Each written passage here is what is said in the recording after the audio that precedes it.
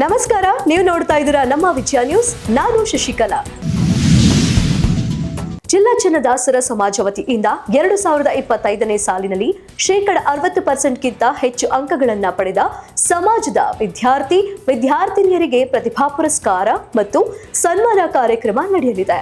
July 13ರಂದು doctor B R Ambedkar ಭವನದಲ್ಲಿ ನಡೆಯಲಿದ್ದು, ಸಾನ್ನಿಧ್ಯ ಶ್ರೀ ಫಕೀರೇಶ್ವರ ಶಿವಾಚಾರ್ಯ ಮಹಾಸ್ವಾಮಿಗಳು, ಓಂಕಾರೇಶ್ವರ ಗಿರಿ ಮಲ್ಲಸಮುದ್ರ ಗದಗ ವಹಿಸಿಕೊಳ್ಳಲಿದ್ದಾರೆ ಅಂತ ಪರಿಶಿಷ್ಟ ಜಾತಿ ಪರಿಶಿಷ್ಟ ಪಂಗಡ ಅಲೆಮಾರಿ ಅಭಿವೃದ್ಧಿ ನಿಗಮದ ಜಿಲ್ಲಾ ನಾಮನಿರ್ದೇಶಿತ ಸದಸ್ಯರಾದಂತಹ ಮಂಜುನಾಥ ಹೆಬ್ಬಳ್ಳಿ ಮಾಹಿತಿ ನೀಡಿದರು. ಕಾರ್ಯಕ್ರಮದ ಉದ್ಘಾಟನೆಯನ್ನು ಡಾಕ್ಟರ್ ಎಚ್.ಕೆ. ಪಾಟೀಲ ಕಾನೂನು, ನ್ಯಾಯ, ಸಂಸದೀಯ ವ್ಯವಹಾರಗಳು ಮತ್ತು ಪ್ರವಾಸೋದ್ಯಮ ಖಾತೆ ಸಚಿವರು ಹಾಗೂ ಗದಗ ಜಿಲ್ಲಾ ಉಸ್ತುವಾರಿ ಸಚಿವರು ನೆರವೇರಿಸಲಿದ್ದು, ಅಧ್ಯಕ್ಷತೆ ಮಂಜು ಎಂ ಹೆಬ್ಬಳ್ಳಿ, ನಾಮನಿರ್ದೇಶಿತ ಸದಸ್ಯರು ಜಿಲ್ಲಾ ಪರಿಶಿಷ್ಟ ಜಾತಿ ಪರಿಶಿಷ್ಟ ಪಂಗಡಗಳ ಅಲೆಮಾರಿ ಅಭಿವೃದ್ಧಿ ನಿಗಮ ವಹಿಸಿಕೊಳ್ಳಲಿದೆ ಎಂದರು. ಇನ್ನು ಪ್ರತಿಭಾ ಪುರಸ್ಕಾರದ ಮುಖ್ಯ ಅತಿಥಿಗಳಾಗಿ ಡಿಆರ್ ಪಾಟೀಲ ಮಾಜಿ ಶಾಸಕರು, ಗದಗ ಮಹೇಶ ಪೋತದಾರ ಜಿಲ್ಲಾ ಉಪನಿರ್ದೇಶಕರು, ಸಮಾಜ ಕಲ್ಯಾಣ ಇಲಾಖೆ, ಅಕ್ಷರ ಸಾಬಾ ಇ ಬಾಬರ್ಜಿ ಅಧ್ಯಕ್ಷರು, ನಗರಾಭಿವೃದ್ಧಿ ಪ್ರಾಧಿಕಾರ ಇವರು ಆಗಮಿಸಲಿದ್ದಾರೆ. ಮುಖ್ಯಮಂತ್ರಿ ಸಿದ್ದರಾಮಯ್ಯ ಅವರು ಫ್ರೀ ಬಸ್ ಬಿಟ್ಟಿದ್ದರಿಂದ ನಮಗೆ ತೊಂದರೆಯಾಗಿದೆ. ಅದರಲ್ಲೂ ಮಾನ್ವಿಯಿಂದ ಪೋತ್ನಾಳ ಹಾಗೂ ತೋರಣದಿನ್ನಿ ಮಾರ್ಗದ ಬಸ್ ಬಾರದ ಹಿನ್ನೆಲೆಯಲ್ಲಿ ಶಾಲಾ ಕಾಲೇಜಿಗೆ ತೆರಳಲು ತೊಂದರೆಯಾಗುತ್ತಿದೆ ಎಂದು ವಿದ್ಯಾರ್ಥಿಗಳು ಆಕ್ರೋಶವನ್ನು ವ್ಯಕ್ತಪಡಿಸಿದ ಘಟನೆ ಮಾನ್ವಿಯಲ್ಲಿ ಜರುಗಿದೆ. ಹೌದು, ರಾಯಚೂರು ಜಿಲ್ಲೆಯ ಮಾನ್ವಿ ತಾಲೂಕು ಅಂದರೆ ಸಾಕು, ಅತಿ ಹಿಂದುಳಿದ ತಾಲೂಕಾಗಿ ಶಾಸಕ ಹಂಪಯ್ಯ ನಾಯ್ಕರೇ ತಾವು ಮತ ಪಡೆದು ಬೆಂಗಳೂರಲ್ಲಿ ಕೂರದೆ ಕ್ಷೇತ್ರದ ಶಾಲಾ ಕಾಲೇಜು ವಿದ್ಯಾರ್ಥಿಗಳಿಗೆ ಬಸ್ ಸೌಲಭ್ಯ ಸಿಗುತ್ತಿದೆಯಾ ಎಂದು ನೋಡುವ ಕಾಳಜಿ ನಿಮಗೆ ಇಲ್ಲವೆಂದ್ರೆ ಹೇಗೆ ಸ್ವಾಮಿ? ಶಾಸಕ ಹಂಪಯ್ಯ ನಾಯ್ಕರೇ ಸಮಯಕ್ಕೆ ಸರಿಯಾಗಿ ತೋರಣದಿನ್ನಿ ಮಾರ್ಗದ ಬಸ್ ಬಾರದ ಹಿನ್ನೆಲೆಯಲ್ಲಿ ಶಾಲಾ ಕಾಲೇಜು ವಿದ್ಯಾರ್ಥಿಗಳು ಪಾಠವನ್ನ ಕೇಳದೆ ತೊಂದರೆ ಅನುಭವಿಸುವಂತಾಗಿದೆ. ಈ ರೀತಿಯಲ್ಲಿ ಮಾನ್ಯ ಪರಿಸ್ಥಿತಿ ಇದೆ ಅಂದ್ರೆ ವಿದ್ಯಾರ್ಥಿಗಳೇ ನಮಗೆ ಪ್ರತ್ಯೇಕ ಬಸ್ ಬಿಡಬೇಕು ಎಂದು ಕೇಳುತ್ತಿದ್ದಾರೆ. ನೋಡಿ ಸ್ವಾಮಿ ಶಾಸಕ ಹಂಪಯ್ಯ ನಾಯ್ಕರೇ.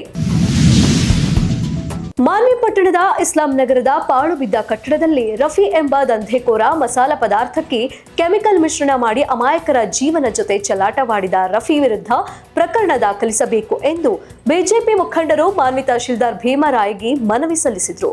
ರಾಯಚೂರು ಜಿಲ್ಲೆಯ ಮಾನ್ವಿ ಪಟ್ಟಣದ ಇಸ್ಲಾಂ ನಗರದಲ್ಲಿ ರಫಿ ಎಂಬ ವ್ಯಕ್ತಿ ಮಸಾಲ ಪದಾರ್ಥವಲ್ಲದ ವಸ್ತುವಿಗೆ ಕೆಮಿಕಲ್ ಮಿಶ್ರಣ ಮಾಡಿ ಮಸಾಲ ಪದಾರ್ಥ ಎಂದು ದಂಧೆ ಮಾಡಿದ್ದಾರೆ ಎಂದರೆ ಮಾನ್ವಿಯಲ್ಲಿ ಆಡಳಿತ ವ್ಯವಸ್ಥೆ ಕುಸಿದಿದೆ ಎಂದು ಮಾಜಿ ಶಾಸಕ ಗಂಗಾಧರ ನಾಯ್ಕ ಗುಡುಗಿದ್ರು.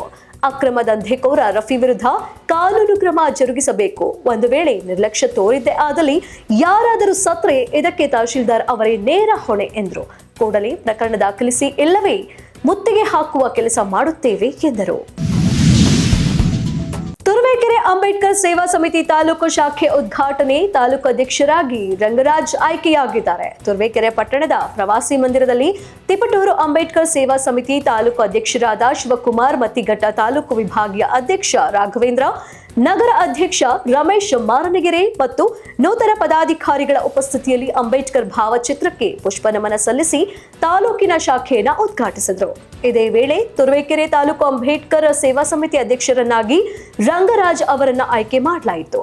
ಬಳಿಕ ತಿಪಟೂರು ತಾಲೂಕು ಅಧ್ಯಕ್ಷರಾದ ಶಿವಕುಮಾರ್ ಮತಿಘಟ್ಟ ಮಾತನಾಡಿ, ಅಂಬೇಡ್ಕರ್ ಅವರ ತತ್ವ ಆದರ್ಶಗಳನ್ನ ಪ್ರತಿಯೊಬ್ಬರು ಅಳವಡಿಸಿಕೊಳ್ಳಬೇಕು. ಇಂದಿನ ಮಕ್ಕಳಿಗೆ ಶಿಕ್ಷಣವನ್ನ ನೀಡಲು ಹಗಲಿರುಳು ಶ್ರಮಿಸಬೇಕು. ಪ್ರತಿಯೊಬ್ಬರು ಶಿಕ್ಷಣ ಪಡೆದಾಗ ಮಾತ್ರ ಸಮಾಜದ ಸುಧಾರಣೆ ತರಲು ಸಾಧ್ಯ. ಗ್ರಾಮೀಣ ಭಾಗಕ್ಕೆ ಸರ್ಕಾರ ನೀಡುವ ಯೋಜನೆಗಳು ಸರಿಯಾಗಿ ದೊರಕುತ್ತಿದೆಯೇ ಎಂಬುದನ್ನ ತಿಳಿದುಕೊಂಡು ಅಂತಹ ಗ್ರಾಮಗಳಿಗೆ ಬೇಕಾದಂತಹ ಮೂಲಭೂತ ಸೌಕರ್ಯಗಳ ಬಗ್ಗೆ ಸಂಬಂಧಪಟ್ಟ ಇಲಾಖೆಯೊಂದಿಗೆ ಚರ್ಚಿಸಿ ದೊರಕಿಸುವಂತಹ ಕೆಲಸ ಮಾಡಬೇಕು ಎಂದರು. ಇನ್ನು ತಿಪಟೂರು ತಾಲೂಕು ವಿಭಾಗೀಯ ಅಧ್ಯಕ್ಷ ರಾಘವೇಂದ್ರ ಯಗಚ್ಚಿಕಟ್ಟೆ ಮಾತನಾಡಿ, ನಮ್ಮ ಹೋರಾಟ ಪಾರದರ್ಶಕವಾಗಿರಬೇಕು. ನಾವೆಲ್ಲ ಜಾತ್ಯತೀತವಾಗಿ ಇರಬೇಕು. ಜೊತೆಗೆ ತಾಲೂಕಿನ ಅತ್ಯಂತ ಗ್ರಾಮ ಪಂಚಾಯಿತಿ ವ್ಯಾಪ್ತಿಯಲ್ಲಿ ಸಾಕಷ್ಟು ಸಮಸ್ಯೆಗಳಿವೆ. ಹಾಗಾಗಿ ನಮ್ಮ ಹಕ್ಕಿಗಾಗಿ ನಾವು ಹೋರಾಟವನ್ನ ಮಾಡಲೇಬೇಕು. ಇಲ್ಲವಾದ್ರೆ ಯಾರು ಕೂಡ ಸಂಘಟನೆಯವರು ಕಾನೂನು ಉಲ್ಲಂಘನೆ ಮಾಡಬಾರದು. ನೊಂದವರ ಧ್ವನಿಯಾಗಿ ನೊಂದವರ ಕಣ್ಣೀರು ಒರೆಸಬೇಕು.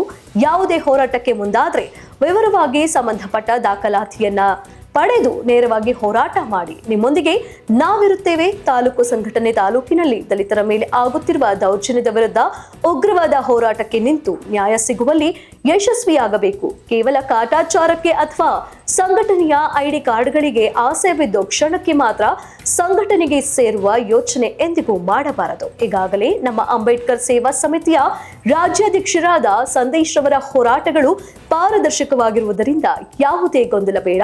ಈ ಸಂಘಟನೆ ರಾಜ್ಯಾದ್ಯಂತ ಈಗಾಗಲೇ ತನ್ನದೇ ಆದ ಸ್ಥಾನ ಪಡೆದಿದೆ ಎಂದರು.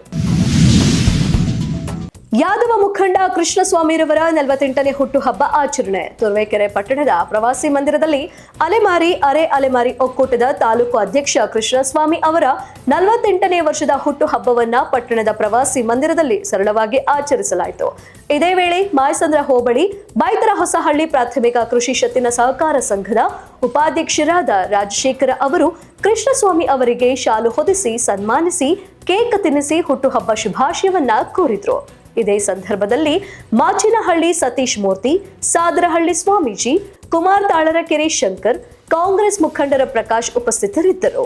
ನೀವು ನೋಡ್ತಾ ಇದ್ದೀರಾ ನಮ್ಮ ವಿಜಯ ನ್ಯೂಸ್, ಭರವಸೆ ಬದುಕಿನ ವಿಜಯ.